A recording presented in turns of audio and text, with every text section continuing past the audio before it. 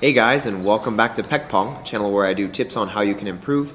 I do match reviews, and I also talk about things that I do in my game that could help your game as well. Today we have a match between Sharon Alguetti and I, and this is at the Presper Financial Architects Open in Akron, Ohio. Sharon is around 2650, and he is the current U.S. Nationals runner-up, so he's definitely a very good player and knows what he's doing on the table. His playing style is very all-around. He's an offensive player, I'd say, generally speaking, but he has the qualities to do pretty much anything he really wants depending on the opponent he plays, which makes him such a good player. His strongest ability is his ability to exploit an opponent if they're too one-sided. And this can be pretty much anything. I mean, I've seen him play off-tempo with players who like to play quick. I've seen him exploit the open corners against a forehand player. I've even seen him play lots of spin to someone who has a very closed angle for backhand. I mean, he's very creative, so he has an ability to see what the opponent is good at, see where they're not good, and really just pinpoint on that and just target it and kind of pick them apart that way. We're going to be doing something new in this video. I'm going to put all the tactics that I've been talking about in the description, and they're going to be timestamped. So that if you want to look through them, you can see exactly what point I was talking about with the tactics and stuff like that. I'd say in this match, it's kind of funny because we were both doing the same kind of serves. We were both doing heavy backspin and no spin, and really trying to capitalize on the high balls that the no spin give and come over the table and loop the ball. One thing I felt like I was doing really well was to read the dead serve and be able to flip it. That's something that I feel like I've improved in my game, was just being able to read the serve and really focus on the logo and seeing the no spin on the ball, and just really working on that has actually greatly improved my ability to read my opponent's dead serves. We both found out very quickly that the long serves were not working for either of us in the beginning of the game. So he served long and I served long a few times, and we were both able to play pretty well against that. So it was basically playing short serves for the most part. Beginning of the match, I was winning a lot to backhand. So I was just trying to flip his serves and get the first opening and just take it to the backhand and see if we could go backhand because, yeah, I was winning there. As the points progressed, though, I think he became more comfortable with that tactic, and he started to move me around a little bit in that backhand area.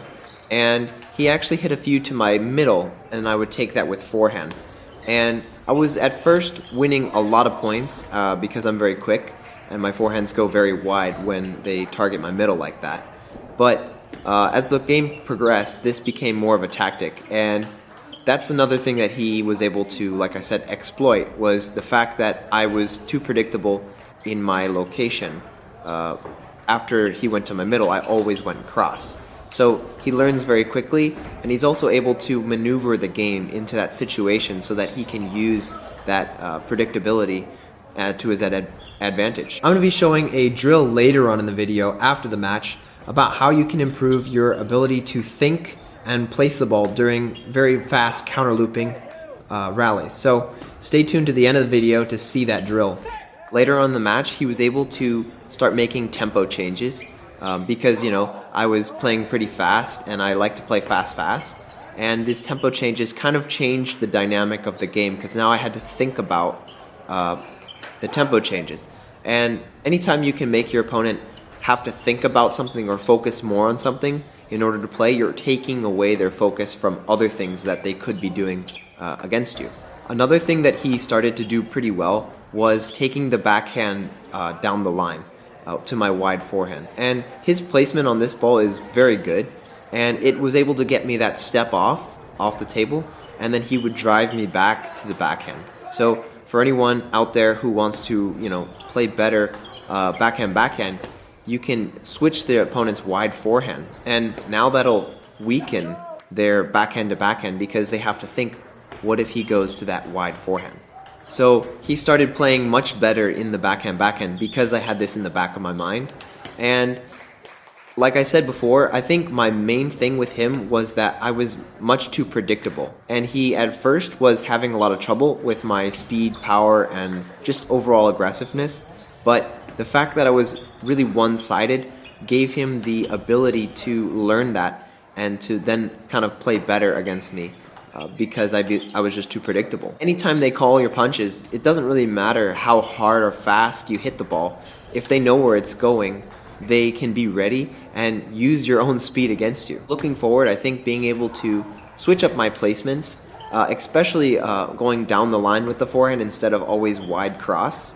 I've had a lot of success with the wide cross up till about this point in my career because I don't think I've played players who were able to deal with that. But, you know, not everything works forever. So just learning to play at a higher level, I think that's part of learning to play at a higher level, is just kind of learning to play different locations and mix up your attacks. I think if I can do that, then I can still stay very aggressive, and they can't call my punches per se and read me like that. This was a really good match for me because I felt like I played better than I've ever played against him in the past.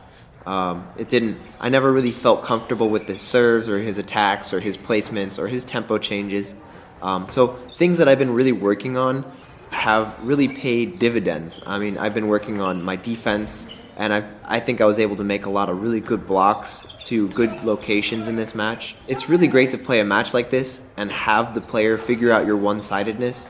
If you're playing matches and you're winning all of them, and you're doing the same things, and you're not really learning anything. But I felt like there was a really big takeaway from this match, the fact that he was able to really catch my game in just the nick of time and to exploit my locations that I was continually using.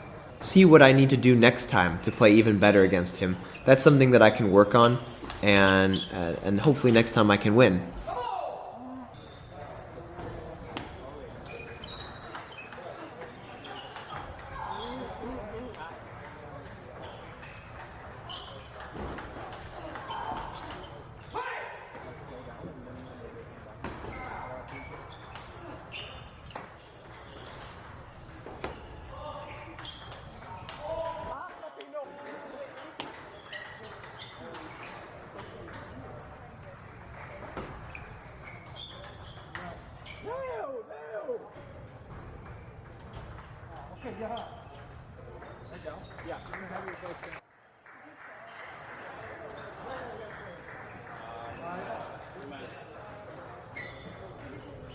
Alright, so as promised, here's the drill that's going to let me be a little bit more conscious about where I place the ball when the ball's moving pretty fast and I'm making counter loops.